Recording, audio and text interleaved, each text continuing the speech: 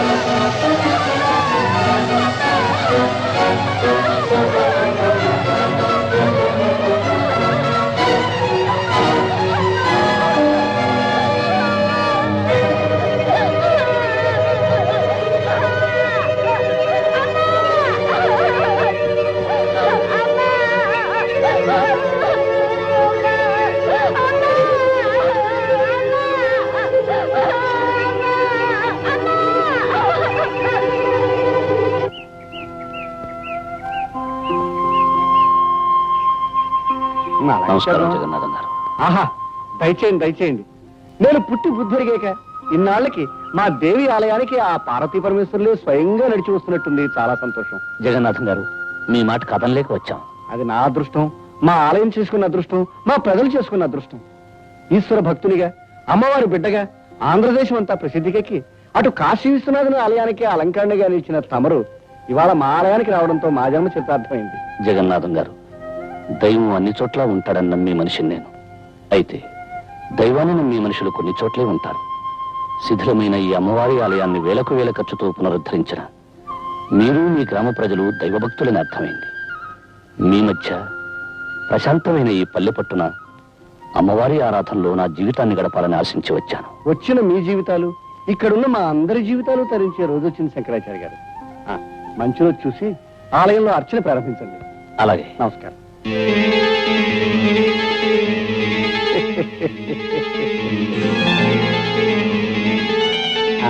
మీకు ప్రత్యేకమైన వస్తు ఏర్పాటు చేయించాను. అలాగే జగన్నాథం తీసుకోండి.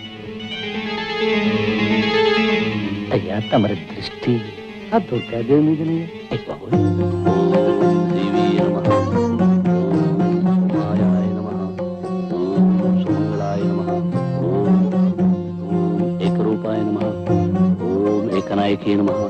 ఓం మహారూపాయ నమః. ఆ మధ్య గోదావరి పుష్కరాల నాడు రాజమండ్రిలో ఆచార్య గారు అభిషేకం చేయిస్తుంటే కళ్ళారా చూశాను. ఏం శోభ, ఏం తేజస్సు, ఎంత ఆకర్షణ. అప్పటి నుంచి నా మనసు వారి మీదే లగ్నమై ఉంది. ఏనాటికైనా వారిని మన ఊరు తీసుకురావాలనుకున్నాను, తీసుకొచ్చాను. తమ చూపు పడితే వదలరుగా. నిజంగా మన ఊరికి తమరు మహోపకారం చేశారండి. అప్పుడే ఎక్కడ, ఇంకా చాలా చేయదలుచుకున్నారు ఆయన. ఒక్కొక్కరికి ప్రత్యేకంగా చేస్తారు, చూస్తూ ఉండండి. పంతులు, మరీ ఎక్కువగా పొగిడేకయ్యా.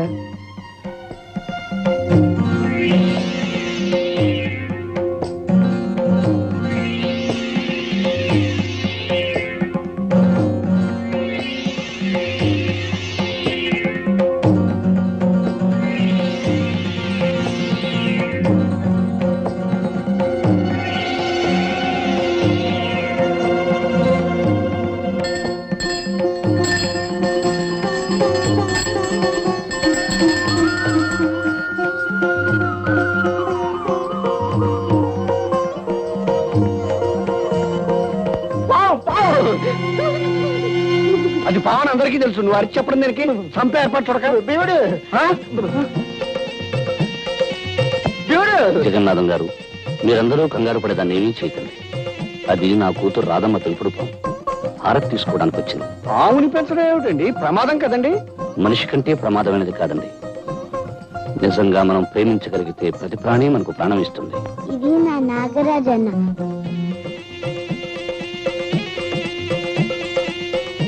అందరూ దండం పెట్టండి. పెడతాం తల్లి, పెడతాం. కానీ పావును దూరంగా పెట్టు. రేపు పంతులు ముందు అన్నం పెట్టవయ్యా. ఆచార్య గారు, మీ పాపతో పావుకి స్నేహం ఉన్నా దాన్ని నలుగురు మధ్య ఉంచడం మంచిది కాదండి. ఎందుకని అడగండి. అడగడం దేనికి? అది కాటేస్తే చచ్చి ఊరుకుంటాం కనుక. కనుక దాన్ని ఏ పుట్లలో వదిలేయమని ఆ చెప్పండి. విషయం మేము ఆలోచిస్తాం. రామారాధా, భయపడకండి. సూరిబాబు ఏం చేస్తున్నారు నాన్న? నాగన్నకి పాలు పోస్తున్నావు. అలాగా. అమ్మా రాధా, నేను మాట చెప్తాను, వింటావా తల్లి? ఏవి నాన్న? రేపు మన నాగన్ని తీసుకెళ్లి పుట్టలో విడిచిపెడదామా? ఆహా, నేను ఒప్పుకోను. నువ్వు చెప్పిన ప్రతి మాట విన్నాను. ఆఖరికి దేవుడికి ఎంటుకలు ఇచ్చేమంటే ఇచ్చేసాను. కానీ నా ఇష్టమైన నాన్న మటుకు పుట్లో వెళ్ళమంటే నీ వదలను. అది కాదమ్మా, నీ జుట్టు దేవుడికి ఇచ్చావు, పుణ్యం వస్తుంది. అలాగే మన నాగన్ని పుట్టలో విడిచిపెట్టావనుకో, ఇంకా పుణ్యం వస్తుంది. నాకు పుణ్యం వద్దు, ఏం వద్దు. నాకు నాగన్నే కావాలి. చూడమ్మా రాధ, పక్షులు గోళల్లో ఉండాలి, పులులు అడవుల్లో ఉండాలి, పాములు పుట్టల్లో ఉండాలి. అప్పుడే అవి స్వతంత్రంగా హాయిగా ఉంటాయి. పెంపకం పేరుతో వాటి స్థానాల్లోంచి తీసుకురావడం పాపమమ్మా. ఇది మామూలు పాము కాదు, నాకు నాగరాజన్న. అందుకని నువ్వు భయపడకపోవచ్చు, కానీ ప్రతి వాళ్ళు భయపడతారు. ఆ భయంతోనే మన నాగరాజుకి ఏదైనా ప్రమాదం కలగచ్చు. నిన్న చూడు, జగన్నాథం గారంతటి పెద్ద మనిషి భయపడ్డాడు. నిజంగా ఆయన పాము కంటే ప్రమాదకరమైన మనిషిలా ఉన్నాడు నాన్న. తప్పు బాబు, పెద్దవాళ్ళ గురించి అలా మాట్లాడకూడదు. అమ్మా రాధ, నా మాట విని నాగరాజుని పుట్టలో వదిలేద్దామమ్మా. అవునమ్మా రాధ, పుట్టలో ఉంచినా ప్రతిరోజు వెళ్లి చూసి పాలు పోసి రావచ్చు. పైగా రేపు నాగపంచమి అంటే నాగరాజు పండగన్నమాట.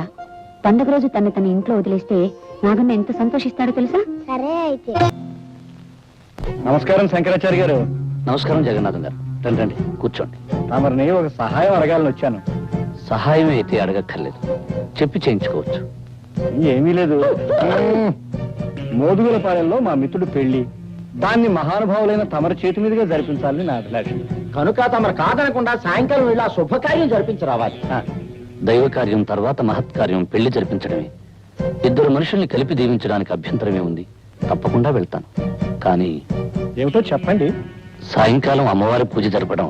దాందే ఉంది. ఈ ఒక్క రాత్రికి మీ అబ్బాయి చూసుకుంటాడు. అవునా, అమ్మవారి పూజ చేయటం నాకు వచ్చుగా. ఆ తండ్రికి తగ్గ కొడుకు. అలాగే జగన్నాథం గారు, నాకేం అభ్యంతరం లేదు, నేను వెళ్తాను.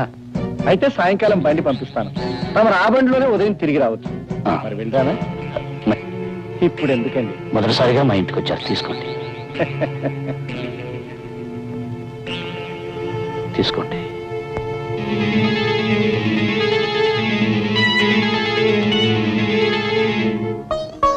నాగరాజన్న, నాగరాజన్న, నాగరాజన్న, నేను ఎప్పుడూ ఒంటరిగా వదలలేదు. నువ్వు పుట్ల నుంచి బయటకు వస్తే ఎవరైనా ఏమైనా చేయొచ్చు. కనుక నీ పిలిచినప్పుడు తప్ప నువ్వు బయటికి రాకూడదు. సరేనా? ఒట్టే.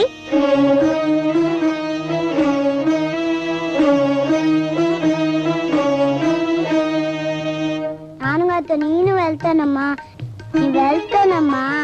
నా బంగారు కదూ, చెప్పిన మాట వినాలి. అసలే ఆ ప్రయాణం రాత్రిపూట, నువ్వు నిద్ర కాగలేవమ్మా. అది కాదమ్మా, నేను వెళ్తానమ్మా. పోనీ అది అంతగా అడుగుతుంది, తీసుకెళ్తాను దుర్గా. అది కాదండి, మళ్ళీ మీకు లేనిపోయిన శ్రమ. శ్రమ ఏముంది, బండిలో వెళ్ళి బండిలో రావడమే. చలాయ్ చలాయ్, దారిలో అల్లరి చేసి నాన్నగారిని విసిగించుకో. విసిగించదు కానీ నువ్వు అమ్మని మాత్రం విసిగించుకే. రమ్మ రాధా. బాబు సూరి, చీకటి పడ్డాక గుళ్ళో పూజ చేయడం మర్చిపోకు. అలాగే నాన్నగారు.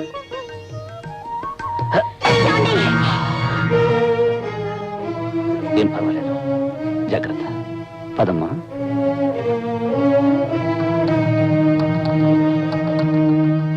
ఓం జగన్మాతాయ నమః. ఓం కాళియాయ నమః. ఓం కర్మశీలాయ నమః.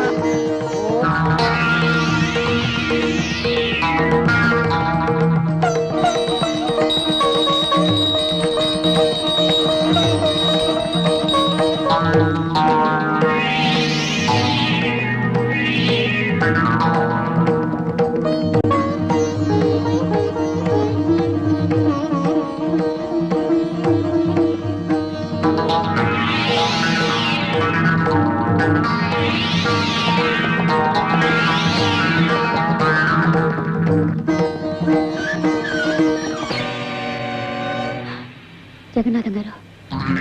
అవును, జగమెరిగిన నాథుణ్ణి, జగన్నాథం.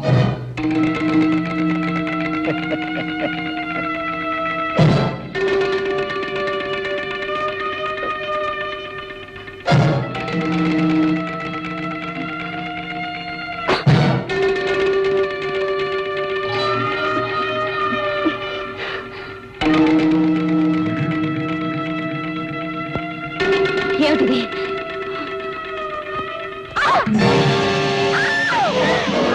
నువ్వు పిలిచినప్పుడు తప్ప నువ్వు బయటికి రాకూడదు సరేనా వస్తే నువ్వు పిలిచినప్పుడు తప్ప నువ్వు బయటికి రాకూడదు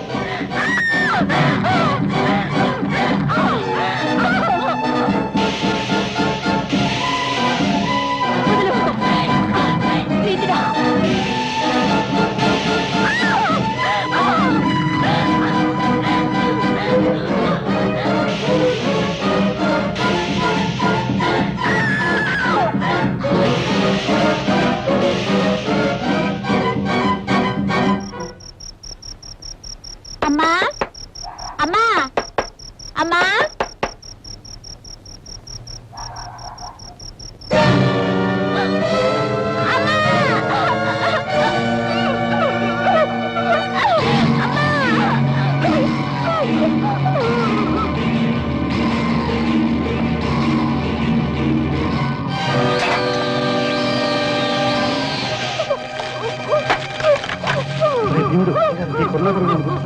ఎందుకంటే వీడిని మంటలు